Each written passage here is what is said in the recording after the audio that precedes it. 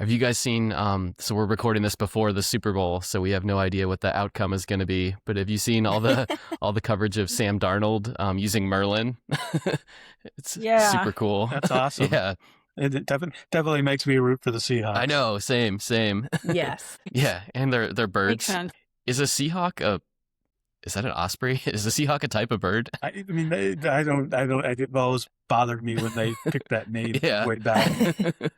It's like, yeah, I have never done a search to know what they meant when they picked it. I mean, have you? No, I think it could be bald eagle. It could be osprey. Those are the two common fish-eating birds up there. Yeah. But Yeah. I feel like when I've looked up osprey, it says like Seahawk. Yeah. So I think it's an osprey. Well, there you go, Amanda. But it's like Seahawk's like seagull, like it doesn't exist, right? I think we should ask Sam Darnold. Yeah. He ought to know. Yeah. It was funny. Some of the early videos of him, it was like he didn't know what the app was called. He was like, I just have this app and I like to sit in my backyard and record all the birds. And then there were later ones where he was like, it's called Merlin. Like someone must have told him like. Yeah.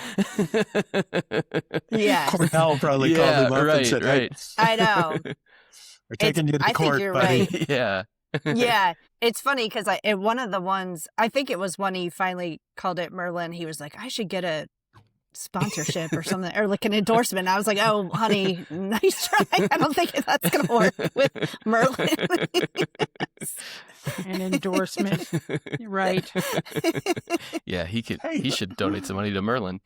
Exactly. Yeah, no kidding. Because ornithologists are so rich. You know, you can go give endorsements to multimillionaire football players. What I was thinking too. I know. This is how it starts. Next year there'll be 5 or 6 of them. Yeah, you're right. Oh, you're right. Yeah, you mean I players using Merlin? Using that betting app, whatever it's called, to bet on how many other professional sports athletes use Merlin. Oh, there we go. What do you think? Like we can bet on the over or under from 1. Yeah. By next year, how many major sports leagues will be? Yeah. Not putting much money on that growing.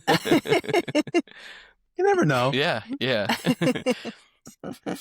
Well, so we're talking about the Calfbird this week. So I think excellent. Yeah, John, did you pick this one or? I picked this bird because, to be honest with you, when I did this 6-month stint banding birds in Manaus, Brazil, way back in the 1980s, I basically didn't know this bird existed, and so it would be on the air out in the study sites where we were out doing this minimum critical size of ecosystems project, where we had mistnet lines set up in patches of forest, and we were monitoring what was happening before and after the various sized patches got isolated. But in good forest in this part of Amazonia, in the northeastern part of Amazonia, this is a bird you'll hear, and it's an absolutely incredible sound. Yeah, can you describe the sound? I feel like that's one of the. I mean, there's a whole lot about this bird that seems super unique and fun, but the sound is definitely up there, right? The sound is one of the for sure, and it basically goes like this. Okay,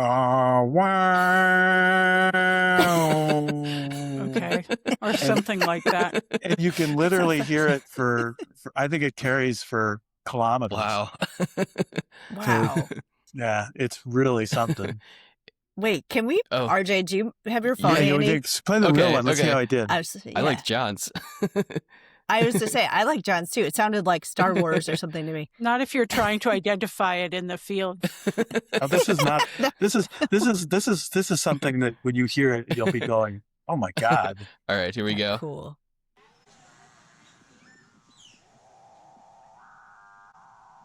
Did that come through all right? Sounded just like me. That's what John, I think that was pretty good. Yeah. Shannon, what do you think? Better than I thought it was. Yeah. I'm impressed, John. Yeah. So I was reading about how it makes the sound. So it's almost like a frog, right? So it like kind of has like in its neck almost like it stretches out. Is that right? Yeah, so we'll have to we should we'll do some more Cotingas at some point, but the family Cotingidae are this lineage of subossine birds, so they're not songbirds, and their vocal structure is different, and the Cotingas are a big, really interesting, really diverse group of frugivores, fruit eaters from the New World. And Calfbird is in its own genus, so it's different enough that it's been considered separate from everything else. They've been around in there for millions of years. It's a very old group, and I guess, yeah, it's just one of those birds that you absolutely will remember when you hear them, and then seeing them is also not easy, but really cool. And when they're making that noise, are they performing it in Lex, or is it? I read somewhere that they will do that in Lex. Is that? Yes. So you'll hear multiple. One of the things I wanted to point out with that is that yeah, the so Lex are something that occur across the Cotingans too, and one of the recordings I was listening. You want to tell people what a lek is, John? That's So a lek is a group of males getting together. And what I was going to, one of the things I think is interesting about the Cotingans, this family, is they have all kinds of different leks.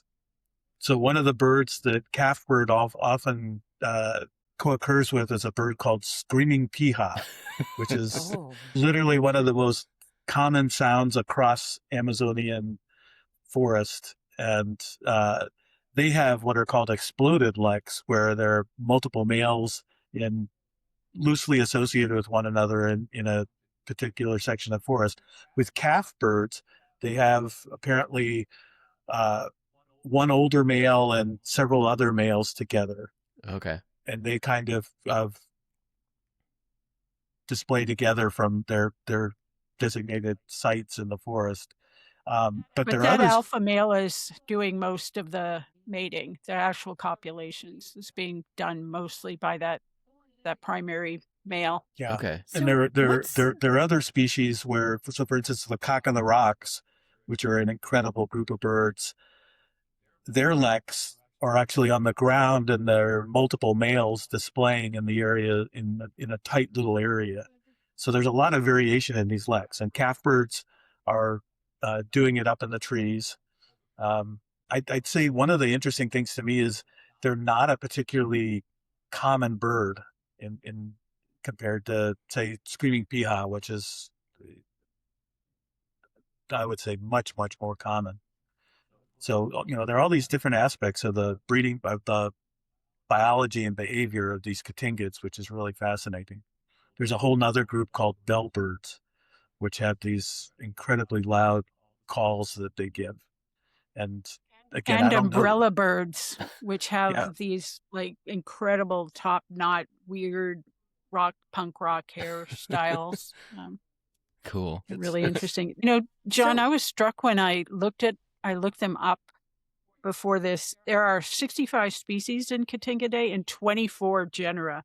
And so what that meant to me immediately is just how much distinctiveness there is amongst the 65 species, that they, on average would be 2 to 3 species in a genus, which is pretty low especially for a group that's fairly old, the way Cotingas are. So if you go look at them in picture books, you're just going to see the wildest array of phenotypes in birds. I mean, maybe more diverse than any other lineage. I don't know, in terms of the bizarre nature of both behaviors and their morphologies. But anyways, I don't know. It just struck me when I was looking at them. I had a question about Lex. What's the motivation of the other males that aren't going to get the benefit of mating? Why do they participate? So first, for Calfbird, one of the things I would say is nobody's done. I think there's one person who's actually been able to kind of watch a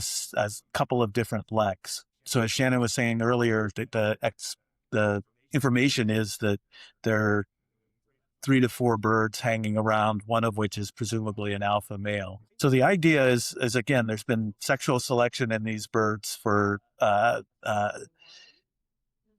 females it's female choice. They're coming in and that's presumably driving the evolution of these behaviors in the males. One thing that's cool about Calfbird, which is weird, is in a lot of these groups, there's sexual dimorphism too, because the females end up doing all the nesting and raising of the chicks. And that's not the case in calfbirds. They're not dimorphic, which is kind of crazy to me too.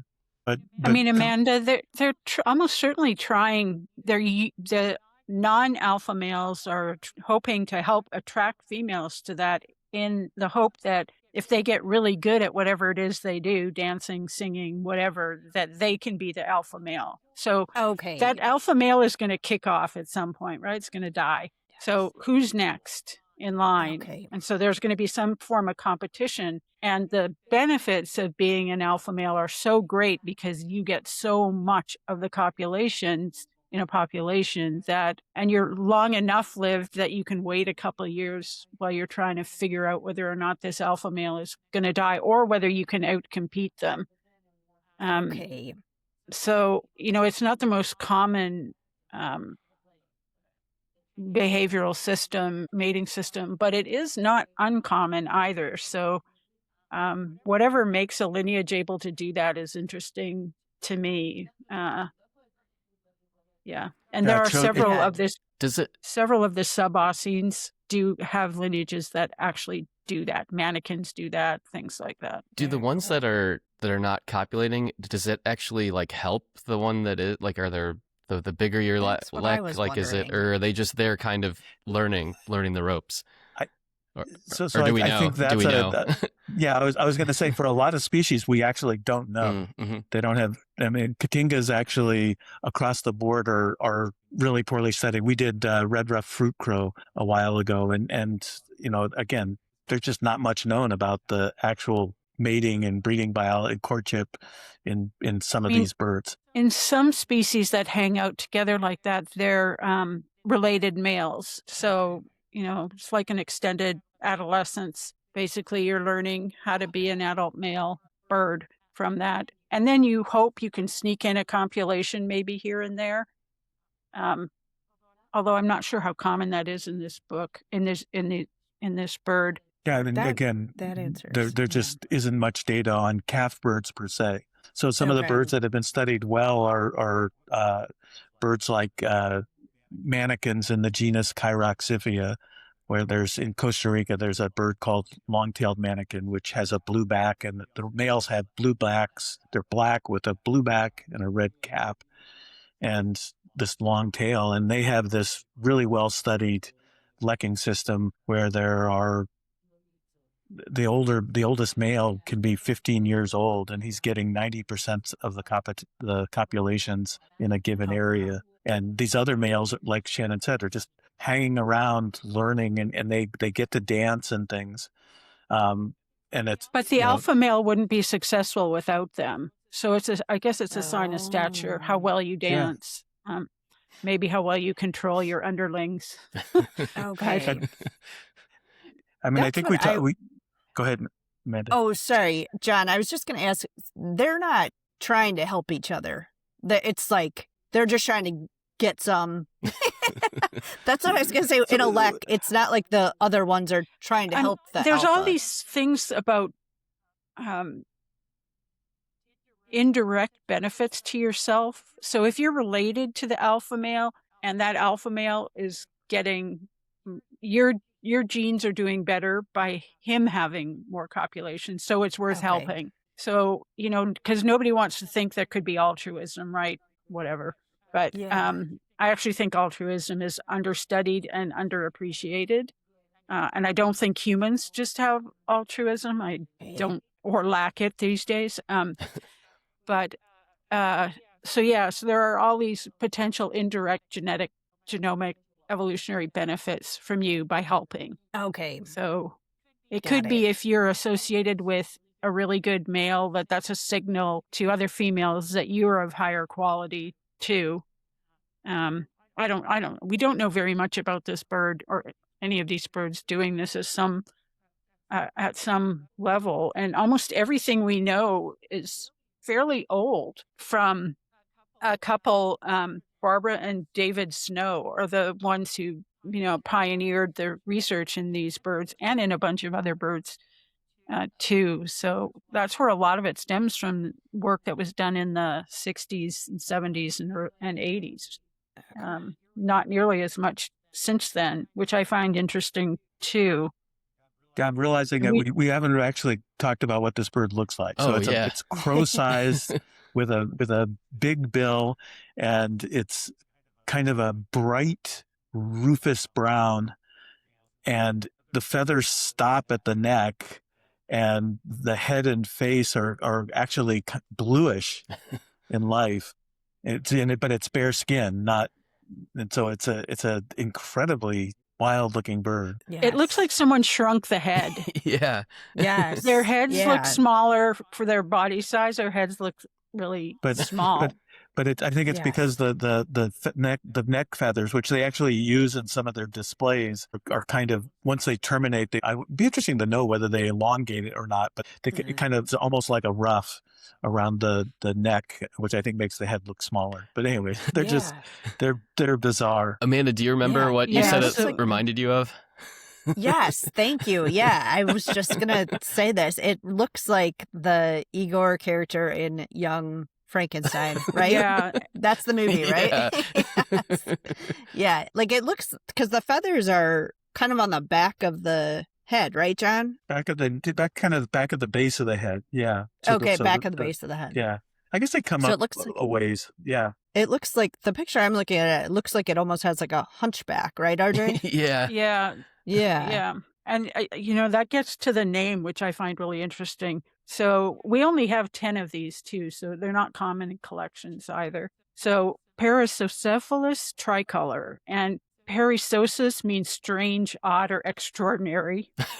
And Cephale means head. So, okay, you got a strange head. And the tricolor means 3 colors. So its name is pretty interesting. And it's often called capuchin. Capuchin bird is the other name for it, which gets to friars and monks who have a hood that they wear. So if you look at pictures of these Assisi friars, for example, this capuchin part of the Assisi friars, they have this hood over, and that's where the monkeys that are called capuchin monkeys, their name is referred to as from that. So they're bizarre looking things that look like they're hunched and have a hood. Yes. Obviously before Young Frankenstein or whatever movie you thought they came from. So it totally looks like a friar. Like I see that. Yeah. Like, it does. Is it Friar Tuck, or what's the Robin Hood? Yeah. Right.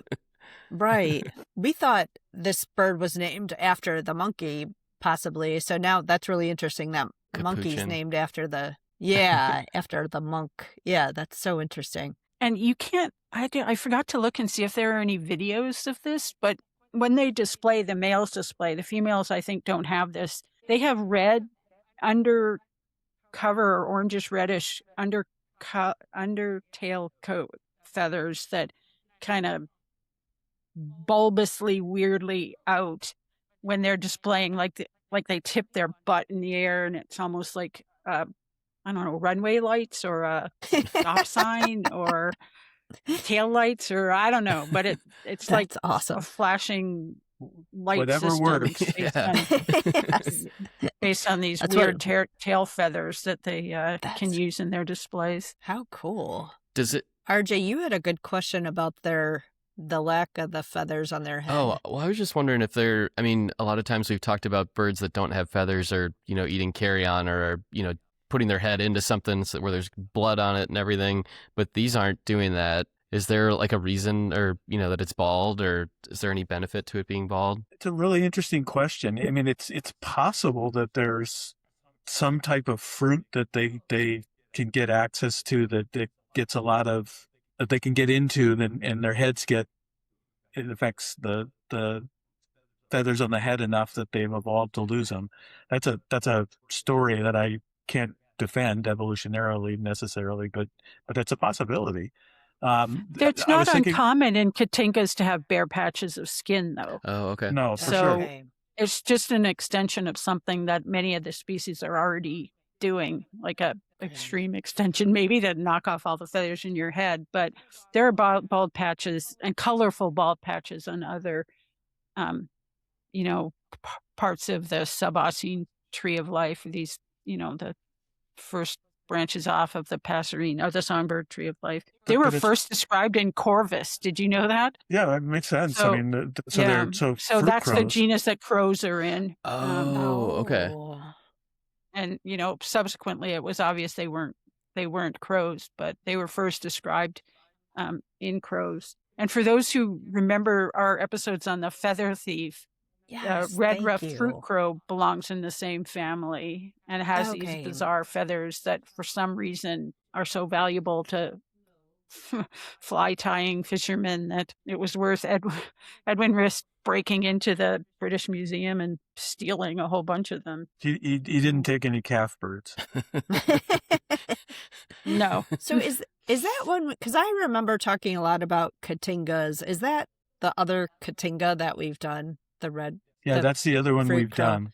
But Okay. but again, there's as Shannon was saying, there's a book called The Katingas, which has some of the most beautiful plates in the bird world, in my opinion, by David Snow, and God, there's just so many cool looking Katingas. So there's these things, and they have great names. So there's Pompadour Katinga and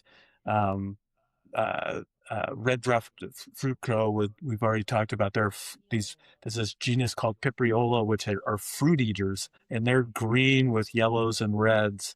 And then there's things like bare-necked fruit crow, which has a lack of feathers, though, like Shannon was talking about. But again, so they're within the genus. There's purple-throated fruit crow, which has feathers. It has no indication of having lost any feathers. It would really look like it looks like a crow when you see it, kind of flying around. And yeah, it's just a wild group. I mean, there's just all kinds of interesting experimentation. There's birds in the Atlantic forest that it's called swallow-tailed Katinga, which are kind of narrow, which have these long tail feathers. And then there are groups up in the Andes that are living basically above tree line and eating fruit in polylepis forests and things. So that it's a really old group, but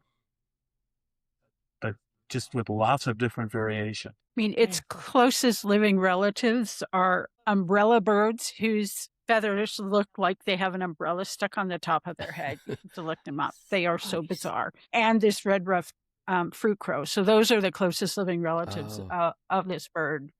And they're umbrella birds in Costa Rica. Oh, cool. Okay. Very Oh. cool. We got to get our Costa Rica trip booked. I know, right? Yes. Seriously. So I had one more thing. So- Go ahead, Shannon. No, I think it's interesting that they are frugivorous, and it was the identification of stomach contents that taught us that there could be like 37 different kinds of fruits that are in their diet. Whoa. That's a lot. So they're not specialized like, say, an acorn woodpecker is on one particular kind of plant.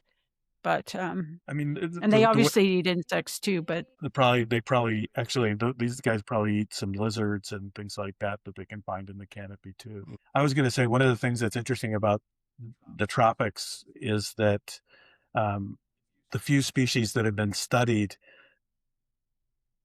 of frugivores are often eating different types of fruits at different times of year, because the fruits have competition for the things that are dispersing their seeds too. And so they've evolved to actually produce fruits year round in a lot of situations and in places like Amazonia. I was reading about, I was trying to find a video and couldn't really find one. So I'm curious if you guys have seen this, but going back to when it does its call and how it kind of is almost like a frog, it said that it's like the skin almost stretches out so much that it's like translucent almost, like you can see through it. Oh, Have you wow. seen Yeah. pictures or video of that or any? No, but frigate birds are like that Oh, too. yeah. That's when they Oh, when their cool. throat goes out, that it looks like it's so thin at that point it could explode. Like a balloon Oh, or wow. something. That's I was crazy. gonna say that with screaming piha, this other bird, I've caught one in a mist net and held it in my hand when it started to kind of do part of its call, and you could just feel the whole bird expand.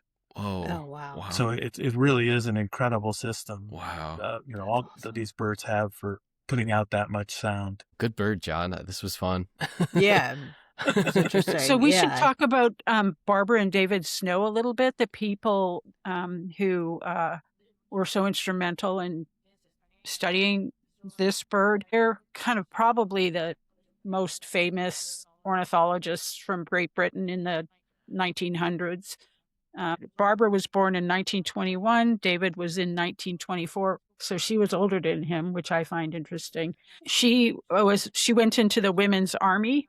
And her husband was a bird watcher from, being a little kid. He was really interested in birds, and he had teachers in his family, so he did that. And then they got married, and they were actually the founding. David was the founding head of the Darwin Center in the Galapagos. Oh. So he worked for the New York Zoological Society, and then he worked in the Galapagos before he went back to England. They had two sons, where he was the curator of birds at the Natural History Museum. It was a long career. He was there from 64 to 84, so he spent 20 years in that role as the curator. I'll just point out that he was editor of this long-standing journal called the Bulletin of the British Bird Club, BBOC. Yeah, I think that's right. And I submitted one of my first manuscripts based on the field work I had done in northeastern Santa Cruz, Bolivia, for my first year of my dissertation field work. And I submitted this manuscript, and he was the editor of the BBOC at the time, and he wrote back, and he had all these comments, and every single one of them was just absolutely spot on improving the manuscript. And I always really appreciated the fact that he took that much time on a little manuscript about distributions of a bunch of birds in Bolivia. But it was amazing. That's awesome. It sounds, I read a bunch of obituaries for them, and it sounds like that's exactly what he was very, very, very good at observing, very detail-oriented, very responsible in that sense. So he got prizes from the Bird Society. He got a Brewster Medal from the Bird Society, and he got a Goldman Salvin Medal for outstanding contributions to ornithology from Great Britain. Wow. So they were extremely well thought of ornithologists. And just think about that. She was 40 years old in the field in Trinidad and other places working with him, but still, that was not the most common thing for women to be doing in the 60s. So I never met them, and I don't think I ever heard them speak. Did you, John? Did you ever meet him? Not that I can remember for sure. I might have seen him at a meeting really early on at some point. Wow, that's so cool. I'm glad we could highlight their work. That's really, really cool. I couldn't find what their sons were doing, because I'm always curious to know what their kids are doing. I know they had 2 sons, and they had 5 grandchildren when they died. I mean, he died in 2009. She died in 2007. Their kids aren't hockey players? That's what I was going to say. Not that I can find.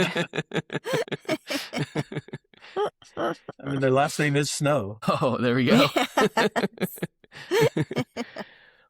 Well, is there anything else on the Calfbird we want to touch on before we get into it? We do have a mailbag question this week. Excellent. Let's see what the mailbag's got. All right. So this is from Erica from Dunlap, Illinois. And Erica she runs that Winking Titmouse farm in Illinois, which she's written to us before. But she said, just curious if you've heard any more on the snowy owls on the lake.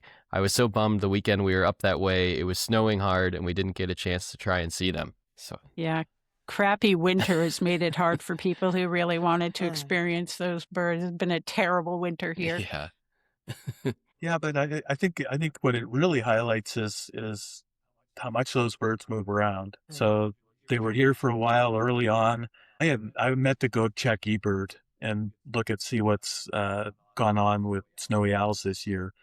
But sometimes what happens is those northern birds that are coming south, like snowy owls or tree sparrows, I think their populations move around. And so those birds left pretty early, and I don't think there have been very many sightings along the lakefront of snowy owls this year. And it's interesting. I mean, maybe they weren't finding enough to eat and they started looking for other places.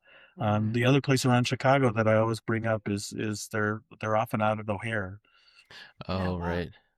And so I need to check on eBird and see what people have seen this winter. Is this why do they go to O'Hare? Go ahead. Sorry, RJ.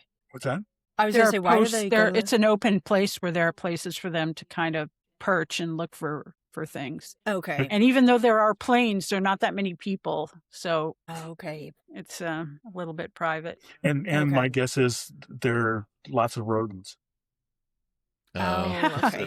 No, okay. I think that's the single biggest thing. With the interesting caveat that along the lakefront, snowy owls are often catching ducks along the lake. Mm. Okay. Well, that's a dramatic sight.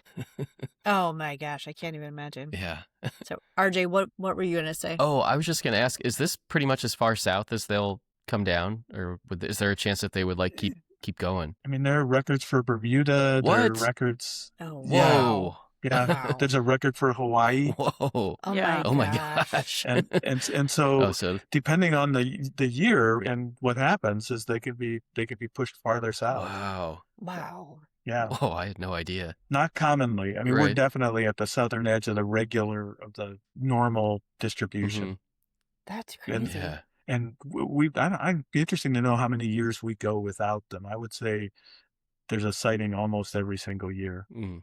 and just Wow. more some years than others. Okay. With the Hawaii and the Bermuda, is it likely they got on a boat, or do you think they just went on their own? No, I think owls can stay aloft really well. It's crazy to think about this. Oh. I, the snowy owl that showed up in Bermuda was problematic because it started hanging around the Bermuda petrel colony, which is an extremely endangered bird. Oh And no, so that was because it had to find something to eat. And Oh gosh. that's too Yeah. bad. Well, hopefully that's not where But, these I ones think- went. well, and one thing that's critical, I think, is in those situations, the likelihood of a bird like that getting back to its breeding grounds is pretty much zero at that point once they get that far out of the normal range of things. Bad. That's too bad. So did you guys ever watch Bridgerton? Now I'm going to talk about something completely random. No. No. I have never watched it, but in the mail, I got a sample of tea from the Republic of Tea, believe it or not. And I it's believe it. called- I believe it too. How did they find me? It's called Sophie and Benedict, and it's a what did they say? Love in Blossom Green or something like that. Tea is what the label says, and that's what I'm drinking now. It's actually super good. I was surprised. The tea is really delicious. Wait, is that a There you go. Bridgerton? That's a There's Bridgerton themed thing, or Yeah. Okay. Yeah. I guess I haven't looked it up to know if they have a whole line of them. There's a little QR code, Oh. RJ. You can. all right? I'm just going to point out to you that all of that is grown in the tropics and has nothing to do with England. Okay. I doubt your beer is native to here, and your coffee certainly is not. Hops So- are definitely grown up in areas where. Just saying. Do you like hoppy beer, though? I didn't think you liked hoppy beer. Yeah. Okay. Yeah. You still need hops. That's true. Yeah. All right. Well, is there anything else? And you know what? Go ahead, I Shannon. heard, one more thing. You know what I heard today? For the first time in 3 years, I heard my water boiler in my right ear. Oh, exciting. So this That's thing is really starting exciting. to integrate as if I don't need to use only my good ear all the time. Oh, Wow, wow. And it's been, the last week has been super startling in that way that all of a sudden I can hear things on this side that I never would have heard before, which is why I had an That's appointment and made awesome. them turn it up. So Wow. Awesome. That is so Wow, awesome, Shannon. that's wonderful. Jeez Louise. Yeah. That is so cool. yeah, I can stream my TV to it and hear everything. Stream podcasts to it. I understand everything. People's voices are still a little weird, kind of cartoony or robotic and a little bit higher pitched than they are in real life. But John's voice doesn't sound like that. Neither does my mom's. They sound normal, but a little bit on the podcast people or TV people. But I can understand everything they're saying with things only going into my bad ear. So this thing is a roaring success. Amazing. That's amazing, Shannon. Good. That is so exciting. Except So it's been too great. freaking cold to go outside to see if it helps me actually find sounds. This I don't know yet. Oh.